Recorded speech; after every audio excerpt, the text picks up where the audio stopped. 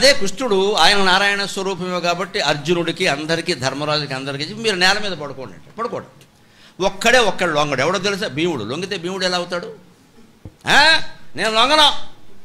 ఆయన పౌరుషం మీద భీముడికి ఎంతసేపు నమ్మకం పౌరుషం అండి. దైవం మీద నమ్మకం తక్కువ, పౌరుషం మీద నమ్మకం ఎక్కువ.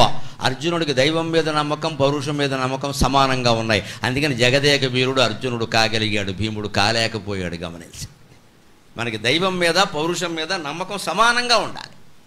ఎందుకని మనం అనుకున్నంతలో ఏది అయిపోతే ఇక్కడ మనం కష్టపడి పని చేయవలసిందే. దానికి దైవానుగ్రహం ఉండాలి. అంటే మనస్సులో ఎప్పుడు చేసేటువంటి జపం చేస్తూనే ఉండాలి, మన పని మానేయకూడదు. మనం జపం చేస్తున్నాం కదా అని జ్వరం వచ్చినా బెళ్ళేసుకోమనుకుంటే నారాయణమూర్తికి మన జ్వరం తగ్గించాల్సిన అవసరమే లేదు. ఎందుకంటే నీ డబ్బు కొంత ఖర్చు కావాలి, డాక్టర్ గారు కొంత బాగుపడాలి. మరి ఆయన వైద్యం ఎలా నడవాలి? ఎవడో బెళ్ళేసుకోపోతే ఆయన వైద్యం నారాయణో హరిహి, ఆయన బతకాలి కదా, ఆయన బతకవలసిన విధంగానే బతకాలి. మరి వ్యాపారం చేసేస్తే అలాగా? ఆయన మరి వ్యాపారం చేస్తున్నాడేమో తెలియదు. కాబట్టి నువ్వు నమశివాయ అనుకుంటే ఆయన నీ మీద వ్యాపారం చేయకుండా దేవుడు చూసుకుంటాడు.